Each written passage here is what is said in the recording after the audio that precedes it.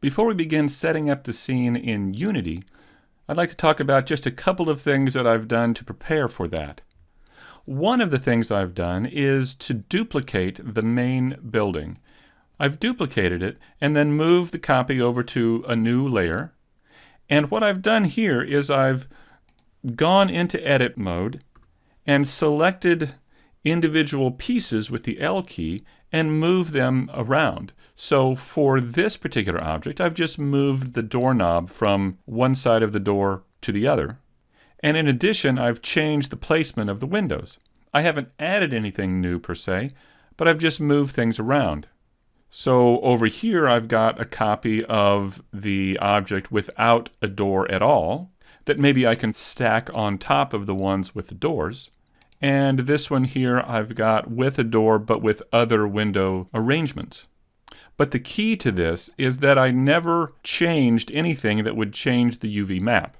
So if I tab into edit mode, select everything, you can see that the UV map for this object is the same as the UV map for this object. So slightly different configurations, but still the same UV map. And what that allows me to do is in Photoshop, instead of creating all new textures for each of the new buildings, what I can do is come in and just change the textures slightly on the same UV map. So here I've just applied a new concrete texture to the wall and a new wood texture to the door. On this map, you can see I've done something a little bit different, and on this one, and on this one as well. So I've got several different textures configured to the same UV map. And in addition, for each one of these, I've also created a normal map by going to Filter, 3D, and Generate Normal Map. And that will allow me to add some bump displacement to the object in Unity as well. Now if we go into Unity, you can see I've brought in the various versions of the buildings as well as the other objects. But what I've also done is created a textures folder in the assets folder, and I've dragged in all of the texture maps that I've created. So here's that building 2 and its normal map, building 3 and its normal map. I've got my pathways color map and my pathways normal map. Here's that bronze seamless texture that we created, and here's its normal map. And here's an asphalt texture that I created as well, along with its normal map. So the fun part about this is that we can drag in a model, say building 1, and drop it in, and I will zero out the position here. And then I'll zoom in with the F key and take a look at it. So here is our building. As we saw before, it has a standard shader, and I can take one of my textures, any one of them actually. I'll do this building 2 here and drag it into the albedo, and then drag the normal map into the normal map slot and click Fix Now. And there we have it. So now we have one of our buildings, and I can move that aside, maybe put that here. And now if we drag another model in, let's say we drag in building 2 and zero out its position, you can see that it has the exact same texture on it. The reason why that is because it has the same shader, the same material on it. If we want to put a new texture on this one, we'll need a new material. Because as I've said before, textures are assigned to materials and materials are applied to objects. So what I can do is come over here into the materials folder that I created and right click and choose create. Well, let me right click up here a little bit higher so maybe we can see it. Here's the material. And for this one, I'll call this building 2. And I will apply this material now to this object. Now if we select this one, you can see that it has the material building 2, and I can pick what texture I want to put on this one. So maybe I'll put the building 5 texture on it. Here. and I'll drag the normal map into the normal map slot. And there we go. So now we have a building that has a different kind of look to it. And this is how I'll be building out the scene. I'll be combining the buildings with the textures to create variations within the environment. Well, that's how we'll use the textures that we created over the UV maps.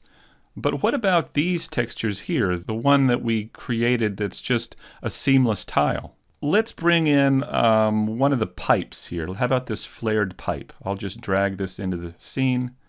I'll zero it out in the position fields, and I'll press the F key to zoom into it. So for this object, what I can do is drag onto it one of these seamless textures. Now I'll just use this bronze seamless here and drag this on and drop it on. And then I'll also drag on the bronze seamless normal map onto the normal map slot of the material. And of course click Fix Now. Now let's zoom in and see what we can see here. If we look at this texture here, it doesn't look too bad, but it looks kind of big, like the scratches and the dents on the texture are just too big for the object. What we can do is come down here to our material, and in the tiling, we can increase the tiling to shrink down the texture. So let's say maybe we want to take it up to 5 in the X and 5 in the Y. And as you can see, what that does is it shrinks the texture down a bit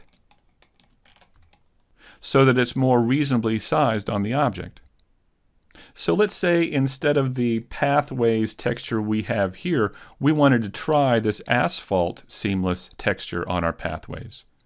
What we could do is drag in that pathways model. So here it is. I'll drag this in and drop it and zero it out. Now notice that it has this pink kind of color to it. And what that is telling us is that it has no material whatsoever. So we need to create a material for this. So let's come over to the Materials folder, right click, go to Create and Material, and let's create a new one and call this Pathways. And I'll just take this and drag it right on to the object. My scene is getting a little hard to see now, so I'm going to select this plane object and just uncheck it here in the inspector, and that will hide it away. Now for the pathway, let's go ahead and drag the asphalt seamless texture over to the albedo, and let's also drag the asphalt normal map over to the normal slot as well. And now if we look at it, it's rather large. It's a little too big for the size of our object here.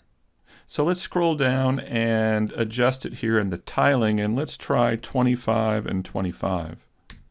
And now you can see that the size of the texture is more appropriate to the size of the object. So let me zoom in here so you can see that it's a little more appropriate. Now it looks to me like the stones are going into the asphalt rather than sticking out.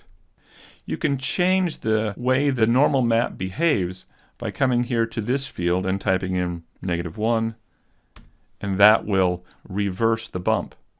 All right, so I'm going to begin pulling in my objects, applying textures to them, arranging them in the scene. I'll use both the textures that I've created from the UV maps as well as seamless textures. And in the next video, we'll look at creating a terrain around the environment.